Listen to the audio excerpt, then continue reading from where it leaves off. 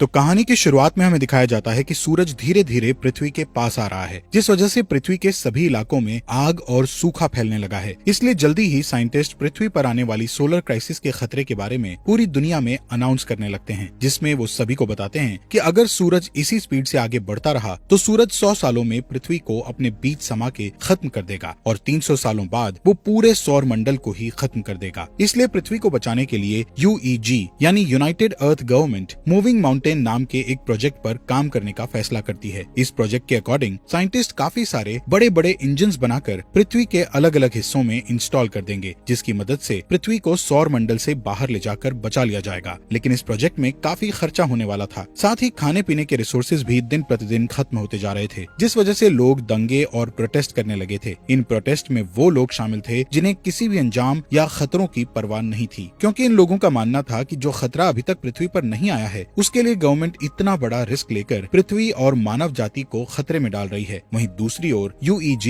Digital life नाम के एक प्रोजेक्ट यानी DLP पर बैन लगा देती है, जिस वजह से प्रोटेस्ट और भी ज्यादा बिगड़ जाते हैं, क्योंकि DLP एक कट्टर ग्रुप था जिसका मानना था कि इंसानों का फ्यूचर सिर्फ कंप्यूटर में है। असल में वो एक ऐसा प्रोग्राम डेवलप करना चाहते थे जिससे इंसान अपने दिमाग को एक डिस्क में अपलोड कर सकता था, लेकिन रिसोर्सेज की कमी के कारण वो इस प्रोग्राम को आगे नहीं बढ़ा सकते थे। इसलिए रिसोर्सेज के लिए वो हैकिंग करके UEG पर आतंकवादी हमला करते रहते थे। इन सब के बीच UEG नोटिस करती है कि उनके मूविंग माउंटेन प्रोजेक्ट से लोगों का विश्वास उठता जा रहा है, जिस कारण काफी सारे लोग इस प्रोजेक्ट को रोकने की कोशिशें कर रहे हैं। पर तभी चाइनीज एम्बेसडर जाओ इस प्रोजेक्ट के पहले पार्ट को कंप्लीट करने का कहते हैं, क्योंकि उनका मानना था कि पहला पार्ट जल्द ही पूरा हो जाएगा और लोगों को दोबारा उनके मूविंग माउंटेन प्रोजेक्ट पर विश्वास होने लगेगा। जाओ कहते हैं कि इस पहले पार्ट को कंप्लीट करने के लिए सबसे पहले चंद्रमा पर मौजूद इंजन्स की टेस्टिंग की जाएगी, क्योंकि हम चंद्रमा को भी सौर मंडल से धकेलने का प्लान कर रहे हैं ताकि पृथ्वी का ग्रेविटी से कनेक्शन टूट जाए। वहीं UEG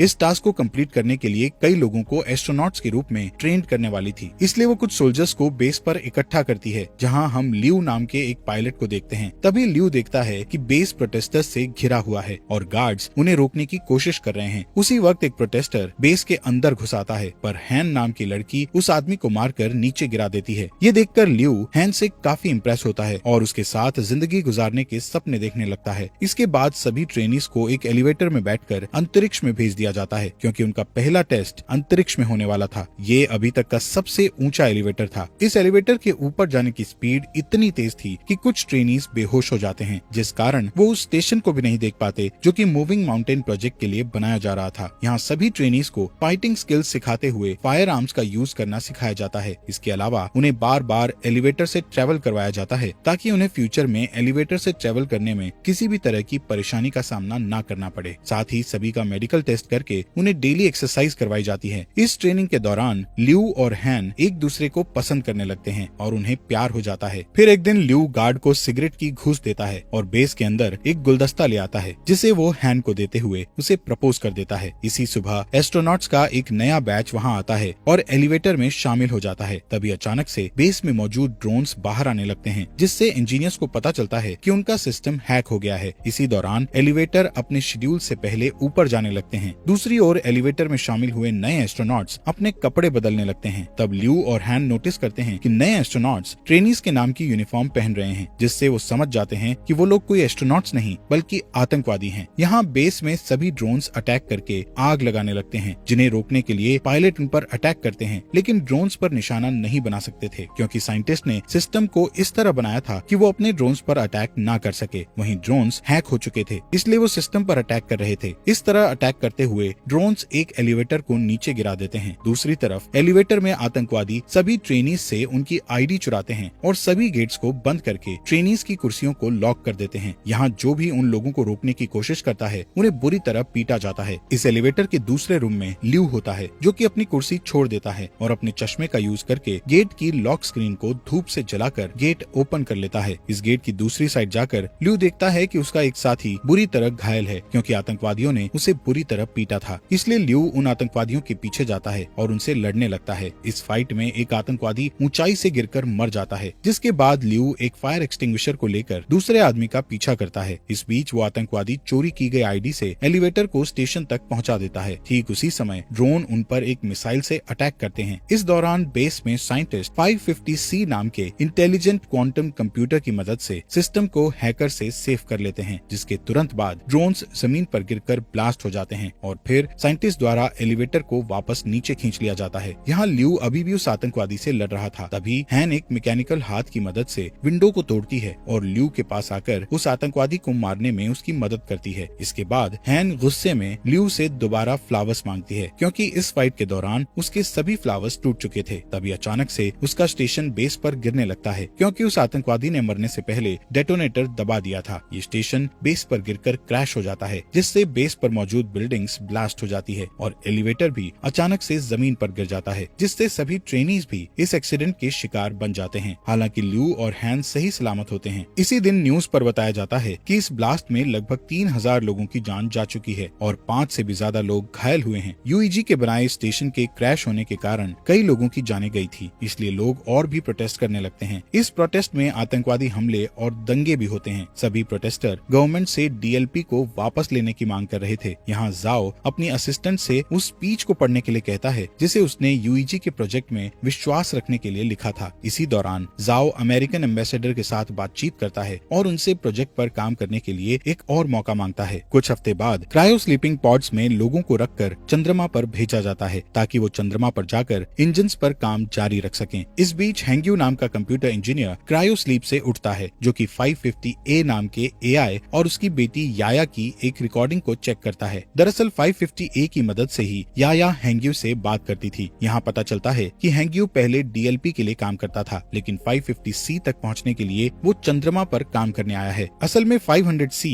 पूरे बेस को कंट्रोल करता है, इसलिए हैंग्यू को लगता है कि वो 500C का यूज याया की क्लिप बनाने में करेगा, जिससे कुछ सेकंड्स के लिए उसकी मरी हुई बेटी का दिमाग एआई में डेवलप हो जाएगा। यहाँ टीम के बाकी मेंबर्स के साथ काम करते हुए हैंग्यू को पता चलता है कि जाओ नाम का कंप्यूटर रिसर्चर 550C का इंचार्ज है और वो चाहता है कि हैंग्यू उनके सिस्टम के ऑपरेशंस पर उनके साथ काम करे। इसके बाद हैंग्यू और जाओ 550C का पहला टेस्ट बेस के हर एक सेक्टर को एक्टिवेट करके करते हैं। जब वो कंप्यूटर के द्वारा वर्क के पूरा होने का वेट करते हैं, तब जाओ हैंग्यू को अपने दिमाग की डिजिटल कॉपी देता है, जिसे कंपनी ने जब्त कर लिया था, क्योंकि उन्होंने डीएलपी पर बैन लगा दिया था। यहाँ जाओ हैंग्यू को समझाता है कि ये तुम्हारे ऊपर डिपेंड करता है कि तुम इस कॉपी को डिस्ट्रॉय करना चाहती हो या नहीं। कुछ समय बाद हैंग्यू याया की क्लिप जाओ को दिखाता है। इस बीच हैंग्यू उस दिन को याद करता है जब वो अपनी पत्नी और बेटी के साथ कार से कहीं जा रहा था। तब अचानक से उसकी कार एक ट्रक से टकरा गई थी, जिससे उसकी पत्नी की तुरंत ही डेथ हो गई थी, पर याया कुछ समय तक जिंदा थी। इसलिए हैंग्यू याया के दिमाग को कंप्यूटर के जरिए जिंदा रखने के लिए उसे डीएलपी के पास ले गया था, लेकिन वो लोग उसकी मदद करना नहीं चाहते थे, क्योंकि उनकी टेक्नोलॉजी अभी तक तैयार नहीं हुई थी। इस बीच हैंग्यू की मुलाकात जाओ से हुई, जो कि पहले डीएलपी में काम करता था। यहाँ जाओ ने हैंग्यू पर एहसान करते हुए याया के दिमाग को 550A नाम के एआई में डाल दिया था। यहाँ प्रेजेंट में हैंग्यू जाओ से रिक्वेस्ट करता है कि वो याया पर 550C का यूज करे, जिससे याया पूरी तरह एआई में बदल सके, जिस पर जाओ हैंग्यू से कहता है कि याया के लिए 550A ही काफी है। इसी बीच उनका सिस्टम डिटेक्ट करता है कि वहाँ Z9 लेवल का सोलर स्टॉर्म आने वाला है, जिससे सभी लोग बेस पर वापस जाने का सोचते हैं, लेकिन उनके पास जो गाड़ियाँ थी उनकी स्पीड ज्यादा नहीं थी, पर फिर भी वो कोशिश करते हैं और किसी तरह सभी इंजन्स को बेस में रखकर उन्हें सोलर स्टॉर्म से बचा लेते हैं। पर इस प्रोसेस में 550C एआई बुरी तरह जल जाता है, जबकि प्रोजेक्ट को 3 दिनों में लॉन्च करना था, जिसके लिए उन्हें एक एआई की बहुत ज्यादा जरूरत थी। तब हैंग्यू जाओ को अपना 550A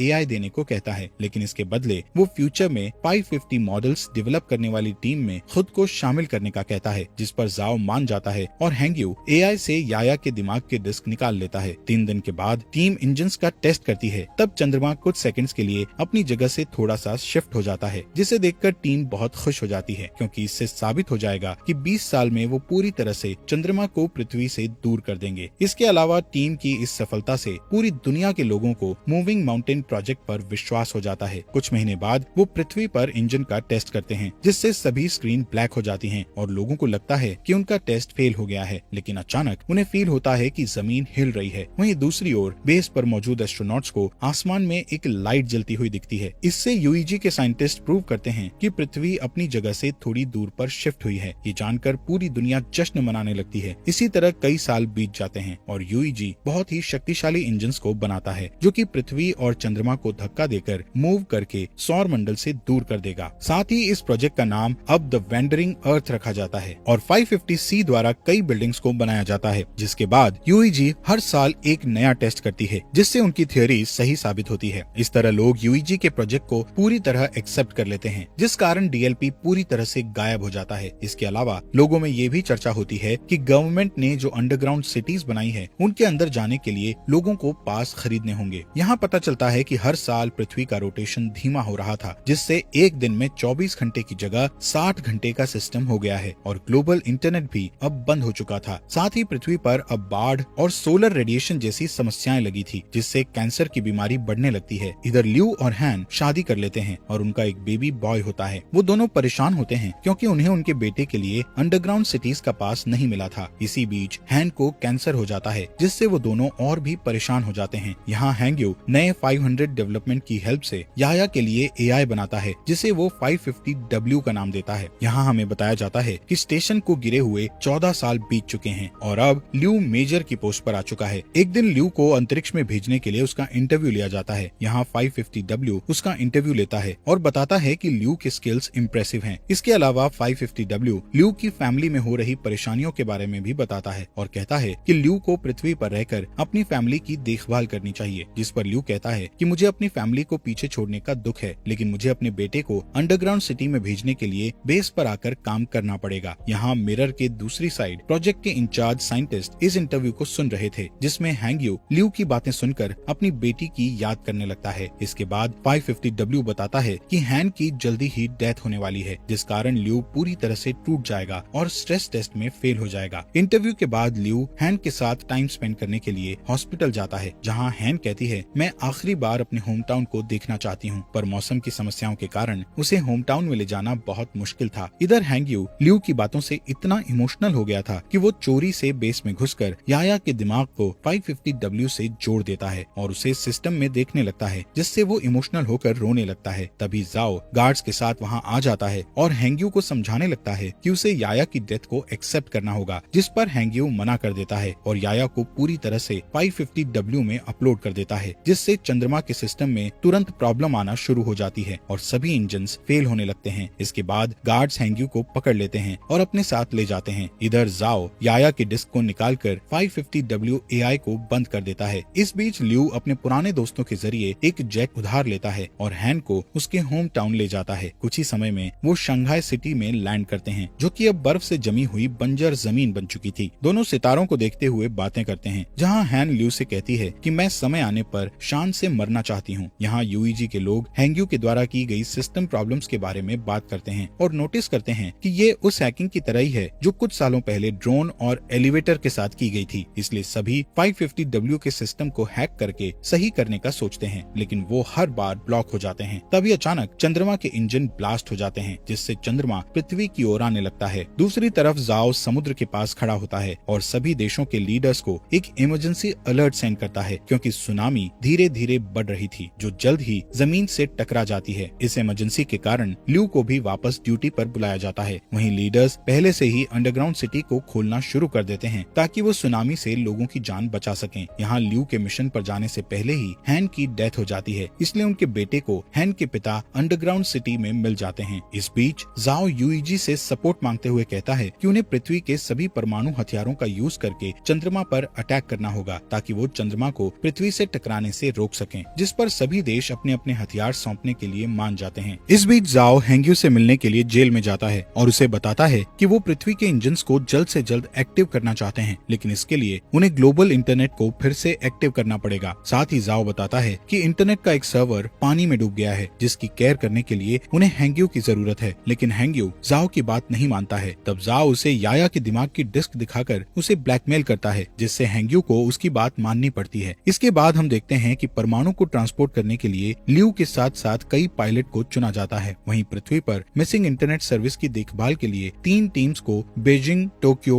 और डैलस भेज दिया जाता है। इसके बाद चुने हुए पायलट्स शटल्स के साथ चंद्रमा के लिए रवाना हो जाते हैं, जहां अंतरिक्ष में एस्ट्रॉइड्स प्लैनेट तेजी से शटल से टकराने लगते हैं, जिससे कई शटल्स क्रैश हो जाते हैं और टीम को 200 हथियारों का लॉस हो जाता है। इस वजह से अब उनके पास सिर्फ 180 हथियार ही बचे होते हैं। थोड़ी ही देर में बाकी के शटल्स चंद्रमा की सतह पर आ जाते हैं, लेकिन तभी एस्ट्रॉइड्स एक शटल को हिट कर देता है, जिससे ल्यू की शटल भी क्रैश हो जाती है। इसलिए उन्हें मजबूरन जमीन पर उतरना पड़ता है। इस दौरान उन्हें 384 हथियारों का फिर से लॉस हो जाता है। यहाँ बचे हुए लोग टेप को ढूंढने लगते हैं ताकि वो उनके टूटे हुए हेलमेट को ठीक करके अपने घाव पर पट्टी कर सकें। इसके बाद वो लोग तय करते हैं कि वो लोग बचे हुए हथियारों को पैदल ही चंद्रमा पर फिट कर देंगे, पर ल्यू नहीं चाहता था कि इस काम को करके यंग लोग मारे जाएं, इसलिए वो अकेला शटल से बाहर आकर गेट को बंद कर देता है। यहाँ पृथ्वी पर तीनों टीम्स सर्वर की जगह पर पहुंचकर पानी के नीचे चली जाती हैं, जहाँ ड्रोन और स्पेशल टूल्स की मदद से हैंग्यू की टीम बिल्डिंग में जाती है और सर्वर का दरवाजा ढूंढने लगती है। लेकिन जब वो दरवाजे को जबरदस्ती खोलते हैं तो उनका एक आदमी बुरी तरह घायल हो जाता है। तब जाओ उसके घावों को सही करने की कोशिश करता है, लेकिन उनके पास घाव को ठीक करने के लिए कोई सामान नहीं था, जिस कारण उस आदमी की डेथ हो जाती है। जिसके बाद हैंग्यू और जाओ इंटरनेट को वापस लाने के लिए कनेक्शन बनाने का डिसीजन लेते हैं। दूसरी तरफ ल्यू हथियारों को एक ट्रक से ले जाने लगता है। तभी अचानक चंद्रमा का मलबा पृथ्वी से टकराता है, जिस वजह से बिल्डिंग्स हिलने लगती है और कुछ हार्डवेयर जाओ के पैर पर गिर जाते हैं, जिससे वो बुरी तरह फंस जाता है। तभी उस रूम में पानी भरने लगता है। दूसरी ओर हैंग्यू अपने ड्रोन की मदद से भी रूम का गेट नहीं खोल पा रहे थे, इसलिए जाओ उसे जल्दी से पासवर्ड की दे देता है, पर इस दौरान जाओ की पानी में डूबने से डेथ हो जाती है। इसके बाद चंद्रमा का मलबा पृथ्वी की मेजर लोकेशंस को डिस्ट्रॉय करने लगता है, जिससे अंडरग्राउंड सिटीज में जा रहे लोग पैनिक होने लगते हैं। वहीं यूईजी में जाओ को बुरी खबर मिलती है कि उनके पास परमाणु हथियारों का एक साथ ब्लास्ट करने के लिए समय नहीं है, जिससे जाओ उम्मीद खो देता है। पर तभी उसका एक आदमी उसे सोल्यूशन बताता है कि अगर वो अंतरिक्ष में और भी एस्ट्रोनॉट्स को भेज देंगे तो हथियारों को मैनुअली ब्लास्ट किया जा सकता है, यानी कि सभी एस्ट्रोनॉट्स को अपना सेक्रीफाइस करके दुनिया को बचाना होगा। इस ऑपरेशन के लिए 300 लोगों की जरूरत थी। यहाँ एक पुराना पायलट कहता है कि ऐसा करना हमारा कर्तव्य है, पर यंग लोग फ्यूचर की देखभाल करने के लिए हैं, इसलिए उनका सेक्रीफाइस ना किया जाए। उस पायलट की बात मानते हुए सभी पुराने पायलट्स को एस्ट्रोनॉट्स की टीम के साथ चंद्रमा पर पहुंचा दिया जाता है, जहां ल्यू उन्हें आता हुआ देखकर चौंक जाता है, लेकिन उसका कम्युनिकेटर टूट गया था, इसलिए वो पृथ्वी पर वापस लौटने से पहले अपने पुराने टीचर और ट्रेनिंग पार्टनर्स को गुड बाय नहीं बोल पाता है। दूसरी ओर यूईजी बताती है कि टोक्यो और डैलस के सर्वर वापस आ चुके हैं, लेकिन बीजिंग का सर्वर अभी तक नहीं आया है। यहाँ बीजिंग में हम हैंग्यू को देखते हैं, जिसके रूम में पानी भरने लगता है और वो की को सही कंप्यूटर से नहीं जोड़ पाता। तभी चंद्रमा पर एस्ट्रोनॉट्स सभी परमाणु हथियारों को ब्लास्ट करने लगते हैं। ठीक उसी समय हैंग्यू भी उसकी माइंड डिस्क को एक कंप्यूटर से जोड़ देता है, जिससे चंद्रमा पूरी तरह ब्लास्ट हो जाता है। पर अब चंद्रमा का मलबा तेजी से पृथ्वी की ओर आ रहा था, इसलिए पृथ्वी को जल्द ही वहाँ से हटाने की जरूरत होती है। यहाँ हैंग्यू याया की क्लिप को एक्टिव करता है और उसे की दिखाकर अंदर से इंटरनेट को एक्टिव करने के लिए कहता है। तभी रूम में पानी भर जाता है, जिससे हैंग्यू की भी डेथ हो जाती है। वहीं चंद्रमा का मलबा पूरी दुनिया में गिरने लगता है। तभी यूईजी इमरजेंसी मैसेज भेजकर बताता है कि उनका मिशन फेल हो चुका है, जिससे शहरों में दंगे होने लगते हैं। वहीं जाओ हार नहीं मानता और अपनी टीम को इंजन्स में आग लगाने को कहकर उन्हें उल्टी गिनती शुरू करने को कहता है। इसी दौरान बीजिंग में हैंग्यू का दिमाग अचानक कंप्यूटर के अंदर एक्टिव हो जाता है, जहाँ वो अपनी बेटी से दोबारा मिलकर बहुत खुश होता है। इसके बाद हैंग्यू एआई में जाकर इंटरनेट सर्वर को एक्टिव कर देता है। तभी जाओ के आदेशों का पालन करते हुए एक आदमी इंजन्स को स्टार्ट कर देता है और फिर देखते ही देखते पृथ्वी मूव करने लगती है और चंद्रमा के मलबे से बच जाती है। ये देखकर पूरी दुनिया के लोग जश्न मनाते हैं। यहाँ ल्यू शटल से ही पृथ्वी को हिलते हुए देखता है, इसलिए वो जल्दी से वीडियो रिकॉर्ड करता है ताकि वो अपने बेटे को ये सीन दिखा सके। दूसरी ओर हैंग्यू और याया के दिमाग का बैकअप 550W में एक साथ मिक्स हो जाता है। इसके बाद हमें 7 साल बाद का सीन दिखाया जाता है, जहाँ पृथ्वी वापस से 24 आवर के सिस्टम में आ चुकी है और जाओ रिटायर्ड हो चुका है। लेकिन अब उनकी असिस्टेंट यूईजी में उनकी लेगेसी को आगे बढ़ा रही है। अब क्योंकि चंद्रमा से उनको कोई भी खतरा नहीं है, इसलिए वो अपने प्लान का सेकंड पार्ट शुरू करते हैं, जिसमें वो 10 साल के अंदर जुपिटर प्लैनेट के पास से उड़ेंगे और फिर पृथ्वी को हमेशा के लिए सौर मंडल से बाहर कर देंगे। इसलिए इंजन्स पर नजर रखने के लिए एक स्पेस स्टेशन बनाया गया है, जिसका इंचार्ज ल्यू है। और इसी के साथ ये मूवी यहीं पर खत्म हो जाती है। दोस्तों, आपका दिल से शुक्रिया आपके अपने फॉक्स एक्सप्लेनर हिंदी चैनल को सब्सक्राइब करने के लिए।